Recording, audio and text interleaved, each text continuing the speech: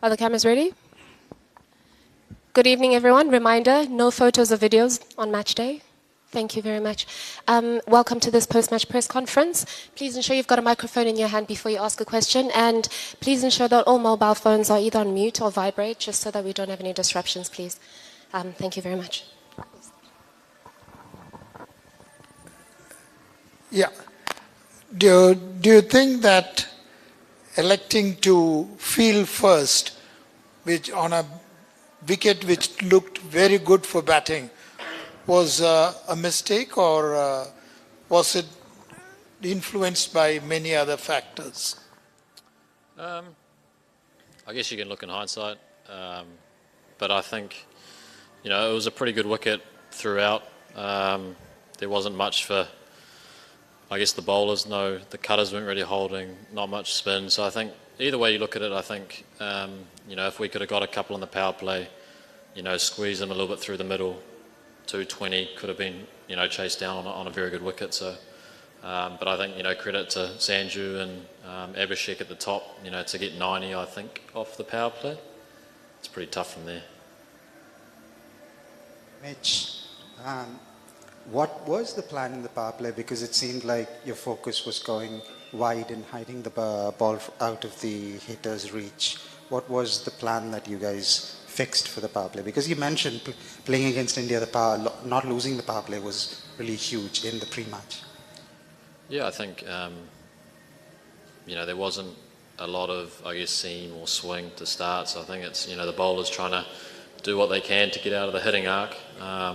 We know how good both Sanju, Abhishek, Kishan are at hitting, all over the wicket. So, I think whichever way you look at it, there's no perfect plan when guys are going. I think, it is hard to stop when guys are going like that. So whether it was a few more Yorkers or, closing out balls, I think we tried the wide stuff and then, we tried the two on the leg side. So we tried everything.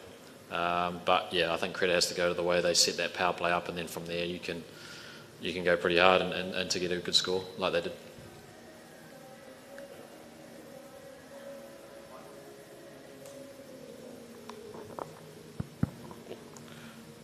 Mitch, second over of the inning, Glenn Phillips bowled a decent over and gave only 5 runs. Why he was not given the ball again? I think the way they played the over, Abhishek I thought played that very smart. I know at times he comes a little bit hard at the off spinner, but he gave it over to Sanju, and then I think the first kind of 3 overs is when the ball is doing its most, and then I think you can really capitalise on the last 3 of the power play like they did. So it was always going to be hard. I think if Sanju got out, definitely would have been another option for GP to bowl to the 2 left-handers. But when you're not taking wickets, it's always a challenge. Mitch, hard luck. You have just said it was like you tried everything out there. You've played a lot of T20 cricket. How good a team do you think you've just lost a final to? Yeah, a very good team. I think they know how to play in these conditions. They play on a lot of flat wickets against quality sides, and they showed that again today. That once they're going, it's pretty tough to stop. So I think for us it was, whether it was being braver with Yorkers or bouncers, I think we tried a lot of the cutters into the wicket that, on wickets that aren't offering much, they just kind of go as well. So I think, they did knock it around at times, and I think when we did, use the slower bouncers, the Yorkers, for that little phase in the middle, we were able to slow them down. But I think, again, the damage was done, and then, Dubé come in at the end and hitting, they're all striking it pretty well at the moment. So I think, 230, we could have taken 230 on a pretty good wicket. Yeah. Mitch, hi. Just wanted to know about the selection of the 11. Throughout this tournament, we have seen that most of the teams attack India with spin, and they have struggled against spinners. You have the option of playing Cole, but you decided to go ahead with Jacob. So can you please talk about this particular selection? Yeah, it was a tough one. I mean, we saw at Kolkata, I think the matchup again was, off spin to their top 3. Ahmedabad, the wicket, the mixed soil, usually is no spin, there's always a little bit of bounce, and I think bowling my overs, XRs and Chakravartis, there was no real spin at any stage. So I think, which way you go, I think, there was potentially a bit of bounce for the seamers, but I think at the end of the day, it's an execution, whoever is bowling. I think when you bowled, nice areas for a period of time, you could, get in and out of overs. I think that was the main thing. It wasn't trying to get wickets at times. It was, how you be defensive to be attacking. And I think when we did that well, we, were able to squeeze, I think, a period of 4 overs, and they lost 4 wickets. But, outside of that, it was a few runs. Mitch, you've been part of a few finals losses, especially after you've screamed through a semi-final. You must be getting pretty sick of the feeling. Yeah, I guess it's not ideal losing semis and finals, but like I said the other day, you get to this situation, you're coming up against teams that are also playing very good cricket. India in a final in India is always going to be a challenge. We knew that. Definitely underdogs going into the game, and they showed their class again tonight. With that batting performance, and then everything kind of has to go well when you're chasing 250, and losing wickets in the power play is always a challenge. I think that was the tale of the day was the 2 power plays. I think we were 3 for 40 odd, and they were 90 odd for none. Hi Mitch, you played against India in the bilaterals where Sanju was a total disaster, just about 45 runs or 46. And here he scored about 90 runs. So what did you make of him? What amendments he made to his batting, or where did he go right and where did he go wrong earlier? Yeah, I guess unfortunate for us that he was saving all his runs for the World Cup. I think, in a few of those games he looked like he was trying to hit from ball 1 or, and then I think tonight, even the other night, he gave himself a chance, gave himself a few balls, and then, I think on these wickets when you're in, you can really cash in, and I think Abhishek was the same. He patted back a little bit of spin at the start, and then, they said once they're both ready and faced a few balls, they were ready to go, and they did go. So I think, that was the play for us, was trying to see if we could bowl full and get, early poles, but we obviously didn't tonight. Hi Mitch.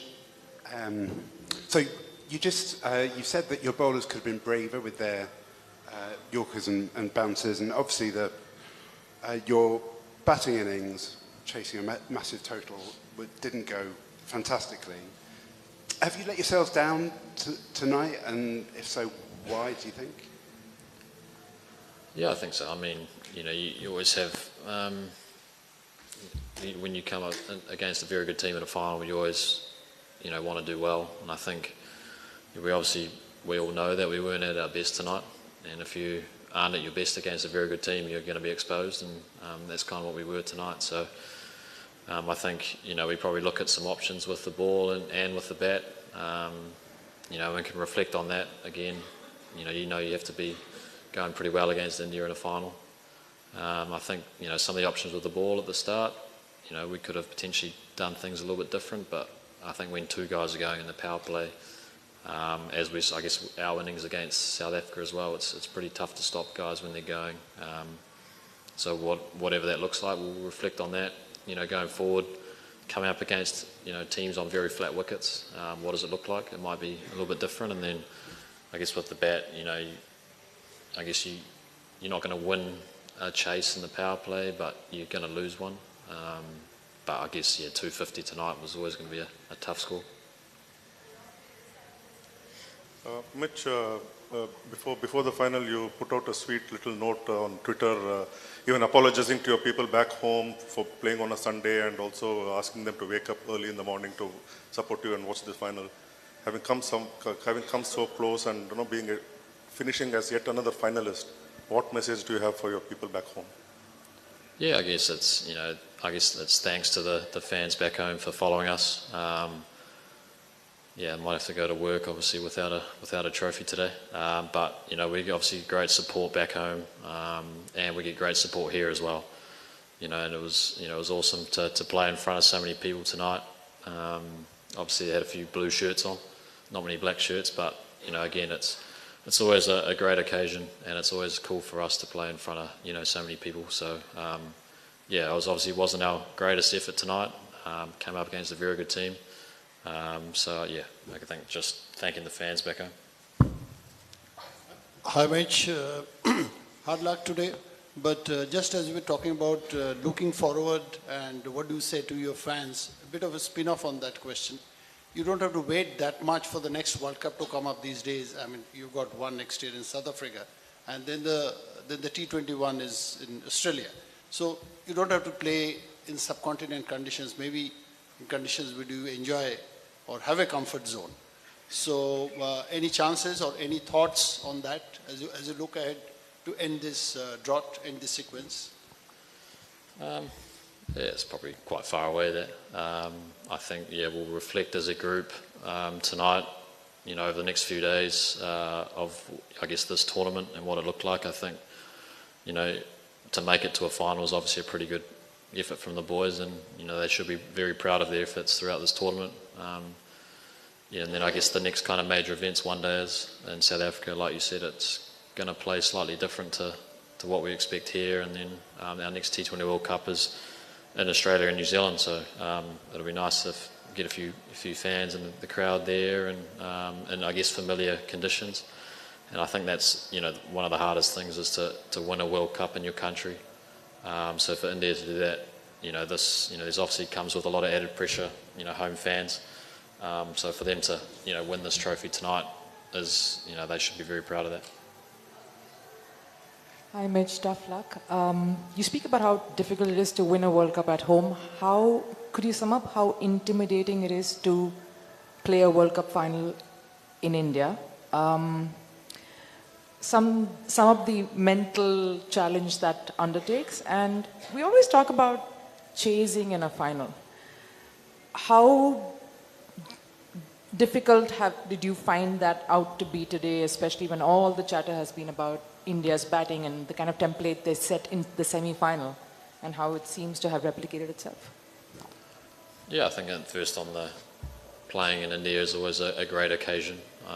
You know, I've been coming here for a few years now, and, you know, every time you play in front of that many people, it's very exciting. This obviously comes with, you know, the challenges, especially being captain, trying to get hold of your fielders and stuff when you can't hear anyone. But, you know, again, it's, you know, that's what we play the game for, is to play in front of, you know, people that are huge fans of cricket.